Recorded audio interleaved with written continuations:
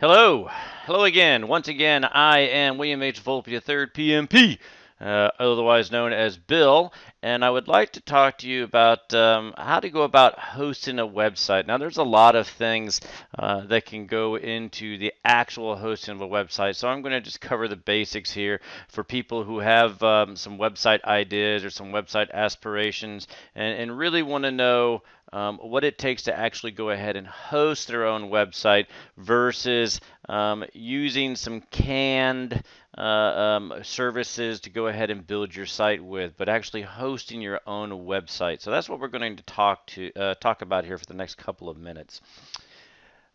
As you can see here, you can actually go up to Google and type in website hosting, and you will come up with various hosting options that Google will present to you. In the paid advertising section, you see that we have GoDaddy. GoDaddy is definitely one of the big ones. They pay good money to make sure that they're one of the top web hosting services.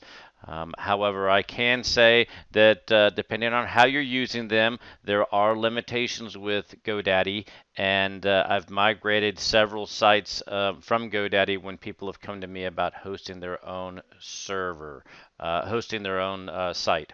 And so what we're going to see on the next screen is the hosting service that I use. Now, I'm not promoting these guys. I don't get affiliate commissions or anything with them, so I'll go ahead and tell you that now. But I have been using them for a number of years. I think I started using them in 2006. So this is the hosting service that I use, and I will be sure to tell you as much as I can about it in the time that we have. But iPower is the hosting service that I use.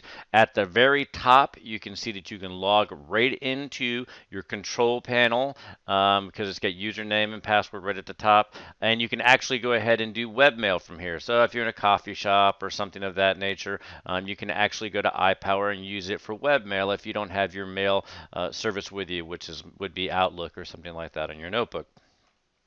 If we get a little bit deeper into the website hosting site here, the website hosting service that is iPower, you will see that they have a number of packages. One's a starter plan, one's a pro plan, one's the pro plan plus. There are certainly advantages and disadvantages to every one. You can see that a lot of it has to do with the transfer bandwidth and the disk space, and also a number of other things are standard like an FTP account. So these are very important. It's also important as to whether or not you're going to host other websites for other people. Like you see here, if I've got the Pro Plan or the Pro Plus, and I believe I had the Pro Plus, then you can host unlimited domains. So that might be something that matters to you, but it's very cost effective, and you can see some of their pricing here right now. Moving right along, here I've actually gone ahead and logged into the control panel. I've actually gone ahead and logged into my control panel. Now, it's important to know that just because you pay for a domain name, you might pay 12, 14, $20 depending on whether or not you're getting privacy with it and who you've gone with, but you might pay anywhere from $12 to $20 for your actual domain. Now that's probably an annual price there again depending on who you got it from, but that only pays for the domain itself. That's still not the hosting service. A hosting service is where you're going to actually host that site. It's going to be a server that you put your site on, and so you have to have both the domain and a hosting service.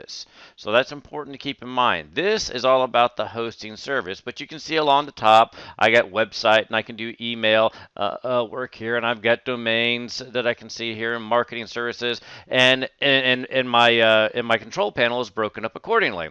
And under website, I've got an HTML access editor, and I've got an archive gateway, and I've got disk usage.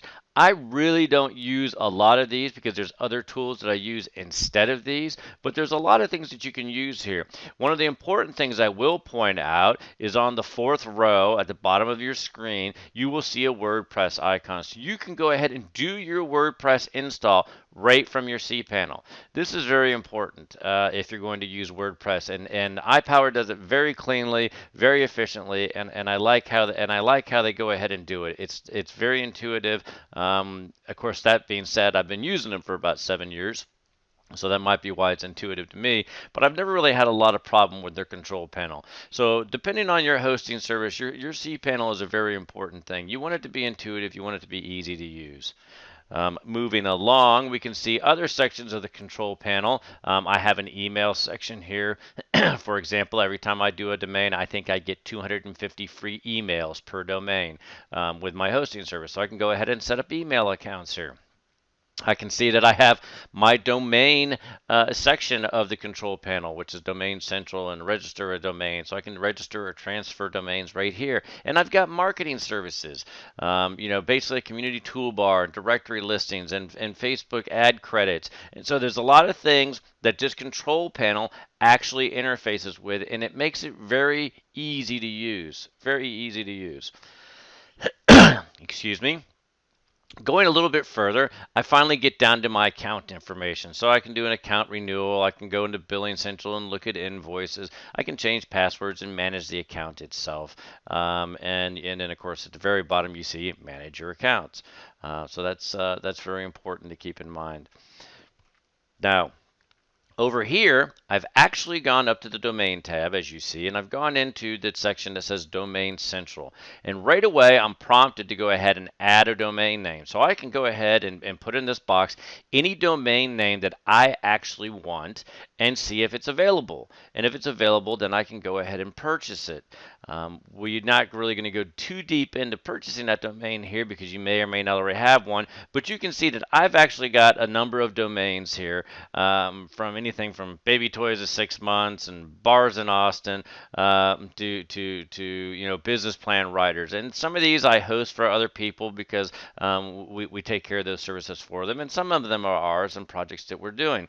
But you can see all the domains that you have here, plus the number of days that you still have left in that domain registration, and whether or not you've got domain privacy on it and how the renewal is set up. It's either set up to manually or auto renew. And if you click on the plus arrow beside your domain, you'll actually get more alternatives on this particular more options on this particular cPanel, and it will tell you actually who the contact information is. It'll give you an opportunity to lock the domain, and it'll give you an opportunity to set your domain servers up and transfer. But you really don't have to get too far into this.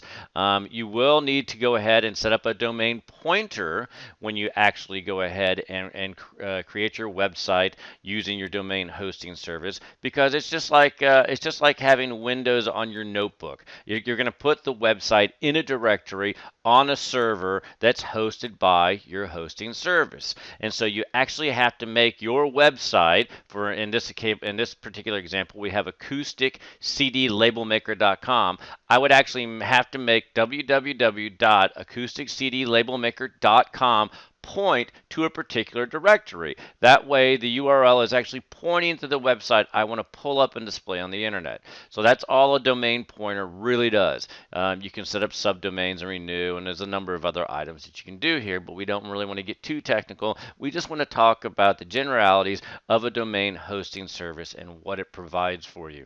One of the biggest things that a domain hosting service is really going to provide for you, since you have all these domains here and you have more control over it, is you do have more options. You do have to learn a little bit more. But if you go ahead and put a WordPress site on a service that you're not using as a host, that you're not hosting, it's not your hosted domain. You put it on. You put it out on a different blogging type service. You can start to generate income with that. But because even if you own that domain, you went out and purchased a domain name, you don't really pay for a hosting service, and they can shut you down at any time. And so, I mean, we've known some people that were making a couple $1,000, $3,000, $4,000 a month. They had their revenue generating websites, and because they didn't have their own hosting services, and even though they set up their websites, they were shut down, and that was a massive, massive revenue problem for them, because just overnight they were shut down because they didn't go to the extent of hosting their own domains, and they didn't have that control. So it's very important that if you're going to use your website for generation of revenue, that you actually go ahead and host your own domain. Going a bit further here, you can see that I actually do have WordPress installs, and you can see that I have that the install is still with iPower. I can see that I have support here. I can go back to my control panel, or I can see all my installs as they are. Now, even though I had some 50 domains that we had listed there under Domain Central, all of those didn't actually have WordPress installs on them. But I can see here that I have PBX Eliminator has got a WordPress install, and Business Plan Writers has got a WordPress install. So all of these types of things actually have a WordPress version already installed on it. And I can actually see that and manage part of it here. Now, I don't have to manage it from here once WordPress is installed. I can go ahead and go into the backside of WordPress to update my plugins and update the WordPress version and things of that nature. But the initial install is always simpler if you go ahead and use the control panel, or at least it is in this particular case with this cPanel and this hosting provider. Going down a little bit further, we can see that if you go all the way down to the green button, I have Install WordPress. So I would actually click on Install if I wanted to install WordPress on another site. Now, at this point, I've already gone ahead and secured my domain. I've already gone ahead and created a primary directory for that domain on my server, and I've already gone ahead and set up the pointer to make sure that, for example, www.topbusinessbooks.org points to a particular directory. All of this needs to be done before I click this install button. And once I click this install button, then I'm going to get the option to select the version of WordPress that I want to install and actually what site I want to install it to.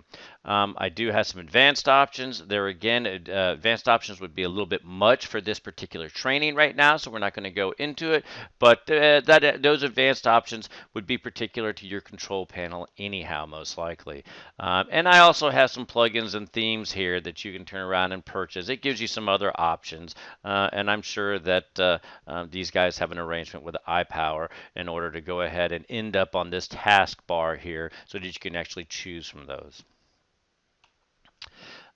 Here's a closer look at some of those options, but you can also see down on step 4, and this is important to do, especially in this version of the control panel that I'm using with iPower, but you have to make sure that you check the box, I've read all the terms and conditions, before you go ahead and complete the install, or otherwise you're probably going to be prompted to go back and recheck that box. So make sure that you get all the checkbox, and this will go ahead and install WordPress in just a matter of 1 or 2 minutes onto your site, and you will actually be able to go to your URL, and like we use Top Business Books for example, but you'll actually be able to go to your URL /WP-admin, log into your site, and start building out your WordPress site right then and there.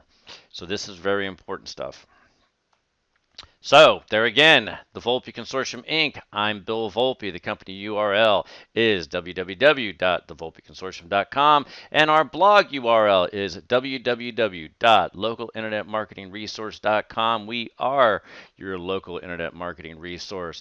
It's important to understand, folks, it really is, that if you don't host your own website, if you're using another service for your blog, for your website, if you're using somebody else, they have more power over your domain than you. They're like the Googles of your domain, and they can shut you down at any time. So if you're going to be building a website for revenue generation, you definitely want to look at hosting your own domain and the different hosting services and packages that are out there.